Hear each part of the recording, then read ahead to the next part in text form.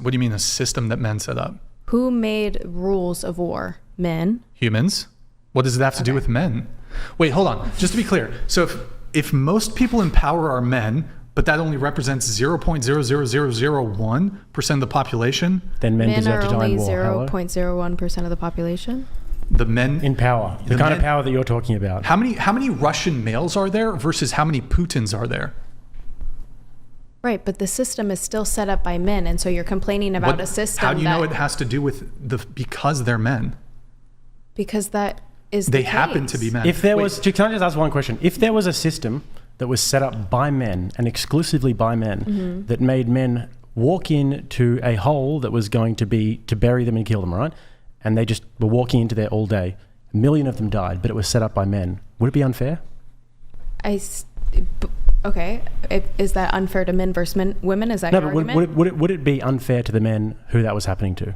I mean, if they're dying, sure, it's unfair to anybody who dies. So then it doesn't necessarily about if there's a guy in power who set it up. No, I'm saying if you're complaining about rules that affect men, but the rules were set up by men, what do you expect? That's who set up it's not women being unfair to men and saying, let me make these rules to disqualify. Actually, you know what, the funny thing is that men are actually so benevolent when it comes to this sort of thing, because if they wanted to, they could conscript women and send them off to the front lines to die. But instead, you know what they send off? Other young men. Other 18, 19, 20-year-old young men to go die in the hundreds of thousands. You're complaining about the system, but then you're justifying it. What do you mean I'm justifying it? How am I justifying it? You're saying that men do this. No, I'm just talking about it from the female purview. From the female purview, you can say that it's all men who set it up, but also it's men who take all of the responsibility, and it's all men who are dying in it as well.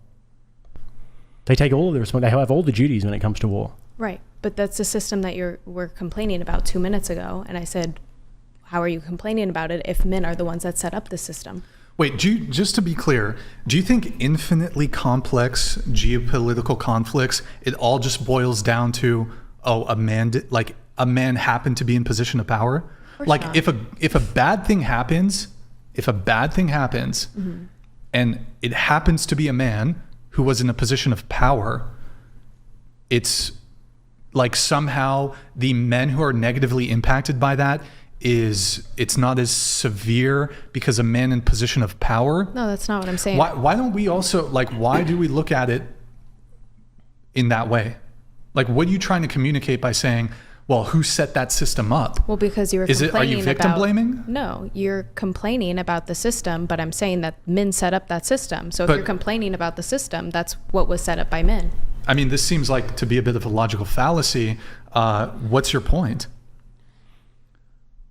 I just said my point several times. Are you saying... This is just... but are you saying that the grievance is of less concern? You can ask somebody else something. Oh, you're just going to disengage? I mean, I've said it several times, but you keep asking me the same question, hoping that I'm getting a different response. I'm not asking you that. I'm not doing that. I've literally asked you a different question. Are you trying to suggest by pointing out, well, it happens to be a very small minority of men who had some degree of power supposedly set the system up? No, of course ignoring certain biological and evolutionary realities. What are you ultimately trying to get to? That any grievance, if the grievance, this individual or group of people shares a gender, shares a sex with the individual or individuals that set that system up, their grievance should not be taken as seriously? Is that what you're getting at? I've said several times that... I'm asking you a different question. But on the same topic, that if it's a man making a decision for men, then it shouldn't matter, is what you're saying? I'm asking, maybe it doesn't matter as much. What are you trying to communicate by saying, but men set that system up? Because men complain about the system that they themselves set up. So if they didn't like the system, then why wouldn't they have changed it? Hold on. So just to be clear, you think 18-year-olds who are drafted into the military have the political capital to change the system? No, but the system was still set up by men. And should they not complain? They can complain. Men can complain? Yeah, of course. Okay. Do you think that warfare and conflict and tribalism is a part of human nature, or do you think that it's something that men do? Warfare in general? Warfare and tribalism. I think it's human nature. Right. So do you think that if there were women in power, if we were just all of a sudden run by queens, even though they wouldn't be able to enforce anything, if we were run by queens, then do you think that there would be no war? It would be sort of John Lennon I don't think there would be no war, but I hands? do think that the way that men handle conflict versus the way that women handle conflict is very different. So I think if women were quote unquote running the world, there would be more communication and probably less casualty. But do you think that there would be less war if it was up to women? Yes, I don't think war would be non-existent. You think the girls would just have a chai latte and just talk it out? No, I didn't say that at all. Okay. There's two ends of the spectrum, but I do think women are more communicative and men technically, usually, are more physical.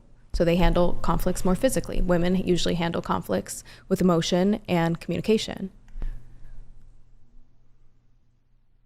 You don't have to agree. I mean, that's just... So, I mean, what's your prescription, though? So you're saying, okay, men complain about war. Well, tough, because men set that system up. Like, what is your actual prescription? Exactly what I said. I mean, I didn't really hear a prescription. The women should run things. We should have a matriarch and they'd all get together with the girls and have a chai latte and there'd be no fighting. I don't know why this is like so hyper-focused on me for every question, though. It's a little bit strange. It's because when we ask you to actually state your position, you just go, you like look around, give like weird face, and then say, "I already said that." You can just say it again, maybe in a more. Maybe we're too stupid to understand, so just say it in a more. That's not true. I've said the same thing on abortion several times, and it was just a runaround. I've said the same thing on this topic, and it's just a runaround. So we just don't agree. I'm exploring your worldview. I'm not repeating questions. No, you're speaking down on it, is what you're doing. How am I speaking down on what? It seems like you're speaking down on us. You're dismissing genuine male grievances by simply saying, by using the apex fallacy, oh, this 0.0001% of men who do have power. Meanwhile, the average man has absolutely no power. In fact, the average man tends to fare worse than the average woman. And then if you look at the bottom rungs of society, most men occupy the absolute worst outcomes in society, whereas women in general tend to have like a higher standard of living, the average woman does, than the average man. So you might look at the man in the CEO or the executive or the really rich guy, and you think that that's the experience of most men or all men, but it's an apex fallacy. It's a very, very small percentage of men that enjoy any sort of supposed or alleged privilege. Most men live unremarkable lives. Most women average women compared to average men have far more privilege in a myriad of different ways. We can agree to disagree. I'm not going to agree to disagree. Explain to me the worst outcomes that women face as compared to the worst outcomes that men face. For example, this is exhausting. Sure. I mean, it's just on me. Like, this is very strange. There are 6 other people at the table. If any of the other girls want to jump in with a like coherent argument, I'm happy to hear it. But so far, you're the only one that's biting. So that's what I have to go off of. When it comes to homelessness, for example, do you care to take a guess at the percentage breakdown of homelessness between men and women? I think somebody else can take a guess. Okay, well, I'll just tell you then. 80% of homeless are men. This, to me, seems like it would be a worse life outcome. So how do we reconcile this amazing privilege that is bestowed upon men? I assume you believe in the patriarchy. How could it be the case that there's this patriarchy that exalts and raises men up, and they have this fantastical privilege, and their lives just go splendidly without any issue? But all of the worst negative life outcomes drastically, disproportionately impact men. I mean, do you just want to concede the argument? I'll move it on if you just want to concede. But I've said this now the 4th time. Somebody else can talk. This is like the hyper focus is strange. Somebody else can bite. Okay, what if they're not willing? I mean, I'm literally going off of your own positions. Because, okay, we are exploring your statement of who set that system up. So I'm exploring that worldview. That's why I'm talking to you.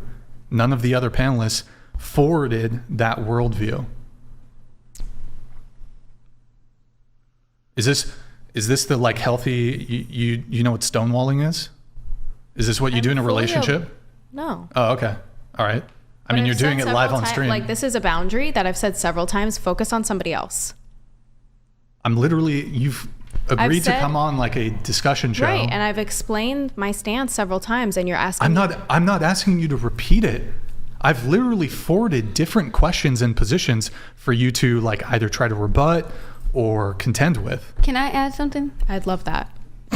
All right, I'm just gonna say she concedes the argument then. Okay, go ahead. well, so I wanted to add something because you can correct me too if I'm totally off or whatever, but I think where she was getting at with that comment was going back to earlier discussion about the abortions and how men shouldn't have a say-so on women's body, even though men passed that law to have a say-so on women's bodies, like them being able to have abortions. So moving like forward into this conversation, she's basically just like going back to that, like, well, men made those laws the same way, like we don't feel men should have a say-so on women's bodies and what women do. Wait, hold on. Something like that.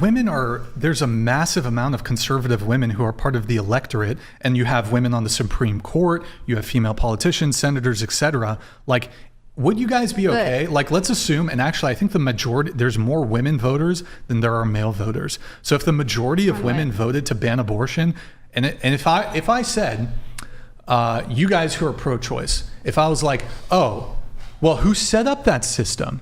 Yeah, there's a majority of female voters. Okay, and that's exactly where she was like going with the like war thing, and that's completely okay if you said that. Like my standpoint is, I'm a very different woman compared to the women that are on that panel.